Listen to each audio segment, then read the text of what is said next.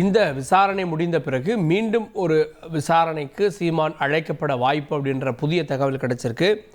இந்த விசாரணையில் அவர் சொல்லக்கூடிய செய்திகள், இதில் ஏற்படக்கூடிய துணை கேள்விகள் இதெல்லாம் அலசி ஆராய்ந்து மீண்டும் ஒரு விசாரணை நடத்த போலீசார் முடிவு செய்திருப்பதாக தகவல் வந்திருக்கு. செய்தியாளர் சாலமன் கூடுதல் விவரத்துடன். சாலமன், மீண்டும் சீமானிடம் விசாரணை நடத்துவதற்கு வாய்ப்பு இருக்கா? எப்போ இந்த விசாரணை, எப்போ அந்த சம்மன் கொடுக்கப்படும்? விவரங்கள். நாம் தமிழர் கட்சியின் தலைமை ஒருங்கிணைப்பாளர் சீமானிடம் 1 மணி நேரத்திற்கும் மேலாக வலசர்வாக்கம் காவல் நிலையத்துல துணை ஆணையர் மற்றும் உதவி ஆணையர் ஆகியோர் தீவிரமாக விசாரணை மேற்கொண்டு வருகின்றனர். நடிகை விஜயலட்சுமி அளித்த பாலியல் புகார் பேர்ல இந்த விசாரணையானது சம்மன் கொடுக்கப்பட்டு நிகழ்த்தப்பட்டு வருகிறது. 2 முறை சம்மன் அளித்த நிலையில அவர் வெளியே சுற்றுப்பயணம் மேற்கொண்டதால அவர் காலதாமதமாக 9 மணிக்கு மேல விசாரணைக்காக ஆஜராகினார்.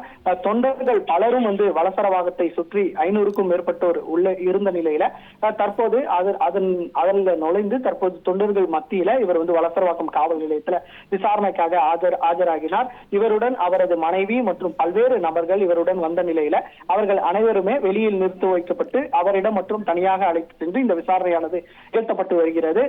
காவல்துறை கோயம்பேடு காவல்துறை துணை ஆணையர் அதிவீர பாண்டியன் மற்றும் உதவி ஆணையர் செம்பேடு பாபு ஆகியோர் இந்த விசாரணையை நிகழ்த்தப்பட்டு வருகிறார். இணை ஆணையர் கல்யாண் அவர்களும் அந்த விசாரணைக்கு முன்பு அமர்ந்திருப்பதாக தெரிகிறது. இந்த தீவிர விசாரணையானது 1 மணி நேரத்திற்கும் மேலாக நிகழ்த்தப்பட்டு வரும் நிலையில அவர் அளிக்கக்கூடிய வாக்குமூலத்தை வீடியோ பதிவாகவும் எழுத்துப்பூர்வமாக வாங்கி உள்ளனர். இந்த விசாரணை அறிக்கையை உயர்நீதிமன்றத்தில் கூடிய விரைவில் சமர்ப்பிக்க இருப்பதாகவும் விசாரணையாளர் தெரிவிக்கப்பட்டுள்ளது. இவரிடம் மொத்தம் 56க்கும் மேற்பட்ட கேள்விகள், அதாவது மருத்துவ பரிசோதனை அறிக்கை மற்றும் நடிகை விஜயலட்சுமியிடம் பெறப்பட்ட வாக்குமூலம், இவருக்கு பணம் அனுப்பியதாக ஒரு குற்றச்சாட்டு எழுந்துள்ள நிலையில அதனோட வங்கி பரிவர்த்தனை உள்ளிட்ட ஆவணங்களை அடிப்படையாக வைத்து இந்த விசாரணையானது நிகழ்த்தப்பட்டு வருகிறது. திருமண மோசடி என்று தெரிவித்ததால இந்த திருமணத்தின் போது ஏதாவது சான்றிதழ் ஏதாவது பெறப்பட்டுள்ளதா, அது குறித்தும் அந்த விசாரணை நிகழ்த்தப்பட்டு வருகிறது. மேலும் கருக்கலைப்பு உள்ளிட்ட குற்றச்சாட்டுகள் எழுந்துள்ளதால அது தொடர்பான மருத்துவ அறிக்கை ஏதேனும் உள்ளதா, அதை வைத்தும் இவரிடம் சீமானிடம் தீவிரமாக விசாரணையானது நிகழ்த்தப்பட்டு வருகிறது.